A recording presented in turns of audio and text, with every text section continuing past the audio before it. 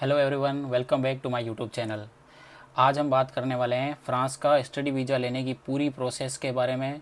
जैसे कि आपने 12th कर रखी है या आप रिसेंटली ग्रेजुएट हुए हो, तो उसके बाद कैसे प्रोसेस करके हम फ्रांस का स्टडी वीज़ा ले सकते हैं, इसकी स्टेप बाय स्टेप हम प्रोसेस जानेंगे। चाहे आप फ्रांस की कैपिटल पेरिस में पढ़ना चाहते हो या फ्रांस के किसी दूसरी सिटी में पढ़ना चाहते हो, तो ये वीडियो आपके लिए बहुत ही हेल्पफुल होने वाली है। तो वीडियो को लास्ट तक ज़रूर देखना। एंड अगर आपको स्टडी वीज़ाज के बारे में और जानकारी चाहिए तो चैनल को सब्सक्राइब कर देना अगर अभी तक नहीं किया हो तो चलिए शुरू करते हैं। So in a first step, choose your university and course. आपको अपनी यूनिवर्सिटी और कोर्स को बड़े ही ध्यान से चूज़ करना है, क्योंकि फ्रांस में बहुत सारे प्रोग्राम्स अवेलेबल हैं, फ्रेंच और इंग्लिश लैंग्वेज दोनों में। इसके बारे में आपको बहुत ज़्यादा ध्यान रखना होगा कि जो भी आप कोर्स और यूनिवर्सिटी चूज करें, तो कोर्स का सिलेबस, यूनिवर्सिटी की रेपुटेशन एंड सिटी की लाइफस्टाइल, ये सब ध्यान में रखें। ये सब देख के आप अच्छे से अपना कोर्स और यूनिवर्सिटी चूज कर लें, तो बाद में आप इसके लिए अप्लाई कर सकते हैं। कैसे अपन यूनिवर्सिटीज़ को फाइंड आउट कर सकते हैं कि कौन सी अपने लिए बेस्ट रहेगी और कौन सा कोर्स अपने लिए इन द फ्यूचर बेस्ट होने वाला है। उसके लिए कैंपस फ्रांस की एक वेबसाइट है जिस पे आप जाके इसके बारे में ऑथेंटिक इन्फॉर्मेशन ले सकते हैं। इसके अलावा मैं सजेस्ट करूँगा कि जिस भी बिजनेस स्कूल या यूनिवर्सिटी के बारे में आप जानकारी चाहते हैं, तो उसकी खुद की पोर्टल या खुद की वेबसाइट पर जाके उसके बारे में आप पता कर सकते हैं। कैसे कर सकते हैं, चलिए मैं बताता हूँ कंप्यूटर स्क्रीन पे।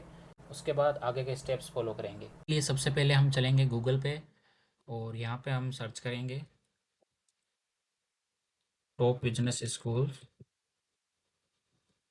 In France. यहाँ पे आप देख सकते हैं, सबसे पहले ही रिकमेंडेशन आई है, जो फ्रांस की टॉप स्कूल्स होंगी, टॉप यूनिवर्सिटीज़ होंगी, वो यहाँ पे लिस्टेड है। इनमें अलग से बहुत सारी वेबसाइट आपको देखने को मिल जाएंगी। जैसे कि मैंने बताया था, ये कैंपस फ्रांस की साइट है। इस पे आप इंफॉर्मेशन ले सकते हैं, बिल्कुल ऑथेंटिक और सही जानकारी आपको यहाँ पे मिलेगी। कोई भी यूनिवर्सिटीज़ के बारे में आपको रिसर्च करना है तो इस वेबसाइट्स पे देख सकते हैं, जैसे कि 5 French schools in the top 10। तो यहाँ पे आप आराम से रिसर्च कर सकते हैं। इसके अलावा मैं सजेस्ट करूँगा कि आप यूनिवर्सिटी की खुद के पोर्टल, खुद की वेबसाइट पे जाके सारी ऑथेंटिक जानकारी लें। वहाँ से आप फाइंड आउट कर सकते हैं कि ये यूनिवर्सिटी या ये बिजनेस स्कूल का कितना प्लेसमेंट रेशियो है, एंड क्या इसका बैकग्राउंड है और कौन सी कंपनी से इनके कनेक्शंस वगैरह हैं। सब कुछ आपको इनके पोर्टल पे मिल जाएगा। ये सारी स्कूल्स हैं जो कि टॉप स्कूल्स में आती हैं फ्रांस में।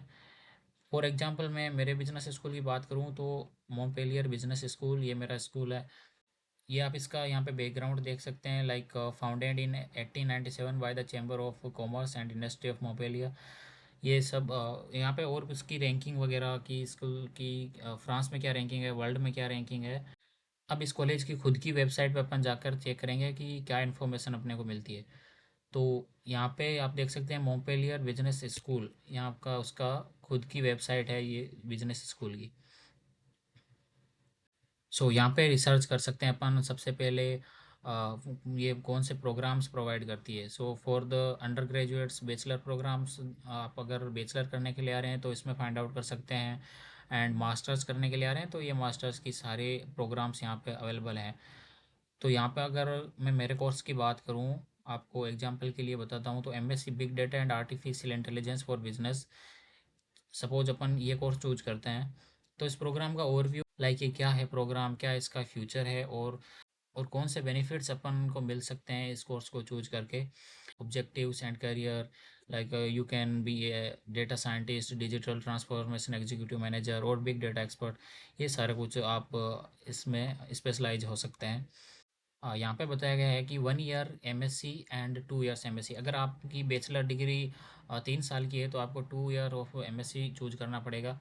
और ये कोर्स अपन चूज करते हैं तो इसमें ये सारा सिलेबस दिया हुआ है अपन को कि फर्स्ट सेमेस्टर में आपका कौन से सिलेबस होने वाला है। Strategic management, strategic finance, strategic marketing, decision and game theory. ये सारे फर्स्ट सेमेस्टर में। Then second semester and mandatory subjects, one optional subjects you can choose among these.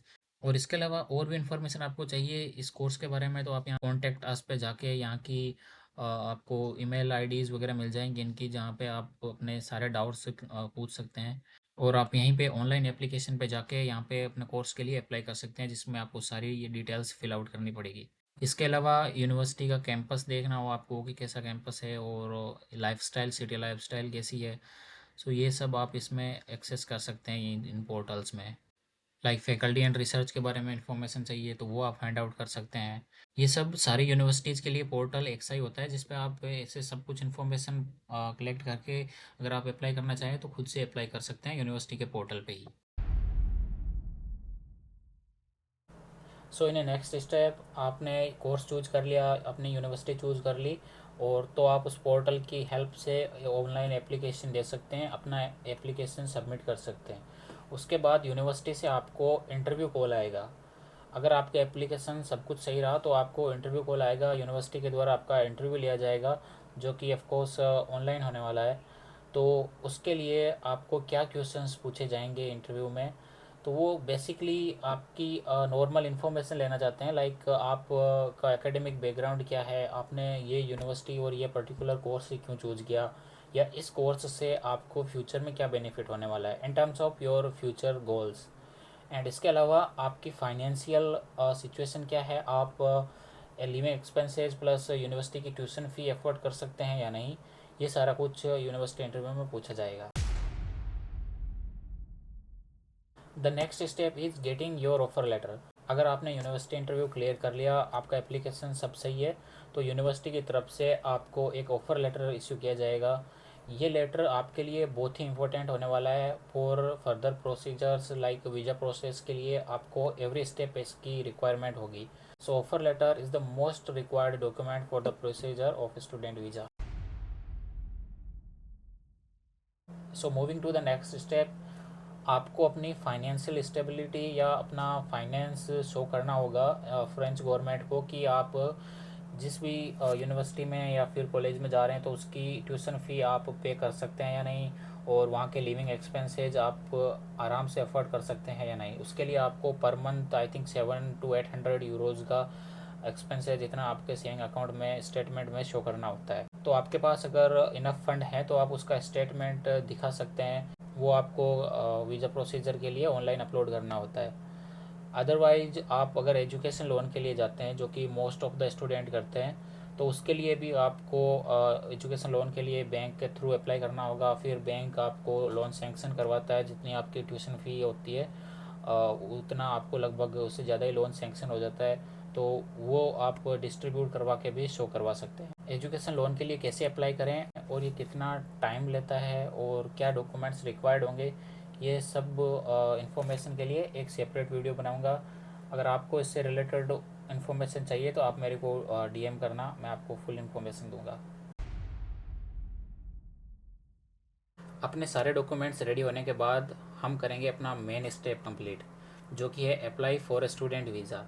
इसके लिए आपको कैंपस फ्रांस की साइट पे जाके अपने सारे ओरिजिनल डॉक्यूमेंट ऑनलाइन अपलोड करने होते हैं इन पीडीएफ फॉर्मेट। कौन कौन से डॉक्यूमेंट रिक्वायर्ड होते हैं, like passport, your offer letter, financial documents and academic background के सारे सर्टिफिकेट्स, सारे डॉक्यूमेंट्स मैं यहाँ लिस्टेड कर देता हूँ, आप आराम से देखना, और ये सारे डॉक्यूमेंट्स वहाँ पे अपलोड करने होते हैं। उसके बाद आपको कैंपस फ्रांस के द्वारा एक मेल आता है जिसमें आपको इंटरव्यू के लिए अपॉइंटमेंट दी जाती है। यह हो सकता है आपका ऑनलाइन इंटरव्यू भी हो, या अगर आपका इन पर्सन इंटरव्यू होता है तो आपको जो भी लोकेशन प्रोवाइड की जाती है, न्यू दिल्ली, बॉम्बे, या फिर कहीं पे भी इंडिया में जहाँ पे उनकी कैंपस फ्रांस का ऑफिस हो, वहाँ पे आप जाके इंटरव्यू आपको देना होता है। उस इंटरव्यू में भी बेसिकली हार्ड नहीं होता है, इंटरव्यू क्लियर हो ही जाता है। सेम ही क्वेश्चन पूछे जाते हैं जो यूनिवर्सिटी इंटरव्यू में पूछे जाते हैं, such as why you choose only France, and why this course, why this university, your future goals, and about your finances, like are you able to afford all the finances in the France during your studies। so ये सारे questions ऐसे पूछे जाते हैं। आपका interview होने के बाद 10 से 15 दिन के अंदर आपको कैंपस फ्रांस से एक NOC, non objection certificate issue होता है, जो कि आपको मेल के द्वारा आपको मिलता है, जो आपको लेकर जाना होता है वीएफएस के लिए जब अपन आगे प्रोसीड करते हैं तो।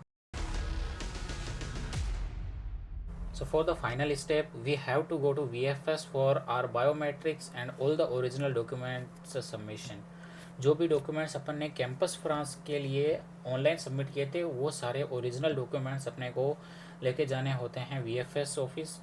जो कि अपने को जहाँ पे भी अपॉइंटमेंट अपन लेते हैं, जयपुर हो गया, दिल्ली, मुंबई, जहाँ पे भी अपन वीएफएस के लिए अपॉइंटमेंट लेते हैं वहाँ लेके जाने होते हैं, और वहाँ पे सारे डॉक्यूमेंट्स की कॉपी सबमिट करनी होती है, और फिर अपने बायोमेट्रिक्स होता है। ये सारा प्रोसीजर होने के बाद हमारी फ़ाइल वीएफएस से जाती है फ्रेंच एम्बेसी को, जो कि न्यू दिल्ली में है। वहाँ पे अगर आपकी फ़ाइल सब कुछ सही रहा तो विद इन 2 डेज़ और 3 डेज़ वो डिसीजन ले लेते हैं आपकी फ़ाइल पे, और वापस आपकी फ़ाइल को वीएफएस को जहाँ पे आपने अप्लाई किया था वहाँ पे डिलीवर कर देते हैं। वीएफएस के पास फ़ाइल आने के बाद 2 ऑप्शन होते हैं आपके पास पहुँचने के, कि या तो आप वीएफएस में जाके वो कलेक्ट कर लो पासपोर्ट, या फिर आप वो अपने होम एड्रेस पे भी स्पीड पोस्ट डिलीवर करवा सकते हो। इसके लिए आपको ऑप्शन चूज़ करना होता है जब आप वीएफएस में अपने बायोमेट्रिक के लिए जाओ तब। So after getting your file you have to open the envelope and there will be your passport with the visa. There will be sticker visa on your passport, and there will be also one provisional certificate showing that you have issued a long stay visa for the France, and you have to validate your visa within the 3 months. ये सब मैं बताऊंगा आगे की videos कैसे validate करते हैं, और फ्रांस में आने के बाद आपको कौन कौन से नेसेसरी काम करने होते हैं। So that's it, you got your visa, welcome to France. तो प्रोसेस उतना लेंदी नहीं है, बस अपने को ध्यान रखना है। तो अपन यूनिवर्सिटीज़ और जो कोर्स चूज करते हैं उस टाइम सोच समझ के कोर्स चूज करना है, या फिर यूनिवर्सिटी ज़्यादा अफोर्डेबल भी नहीं हो, और उसके इंडस्ट्री कनेक्शंस कितने हैं, उसकी प्लेसमेंट रेट्स क्या है, ताकि अपने को इंटर्नशिप और जॉब्स सिक्योर करने में ज़्यादा परेशानी ना हो। इसके अलावा एक मोस्ट इम्पोर्टेंट सजेशन जो मैं आपको देना चाहता हूँ वो ये है कि फ्रेंच सीखना, as much as you can learn French language. यहाँ पे फ्रेंच स्पीकर्स के लिए बहुत सारी अपॉर्चुनिटीज़ है। Like if you are searching for part time jobs, और you are searching for full time और your internship, your career jobs, अगर आपको फ्रेंच आती है तो आपके लिए बहुत ही आसान होने वाला है सब कुछ। बट इंग्लिश स्पीकर्स के लिए उतना ईजी नहीं है। सो फ्रेंच सीख के आना एंड ट्राई करना, ऑनलाइन क्लासेस लो, या फिर यहाँ पे आके अपने यूनिवर्सिटीज़ में फ्रेंच क्लासेस जो चलती है वहाँ पे अपनी रेगुलर अटेंडेंस दो। So this was my video and thank you for watching it. और इससे रिलेटेड अगर कोई डाउट हो तो कमेंट करना, मैं फुल इन्फॉर्मेशन के साथ आपको रिप्लाई दूंगा। एंड वीडियो को लाइक करना and do subscribe. Thank you for watching the full video. या बाय बाय गाइज।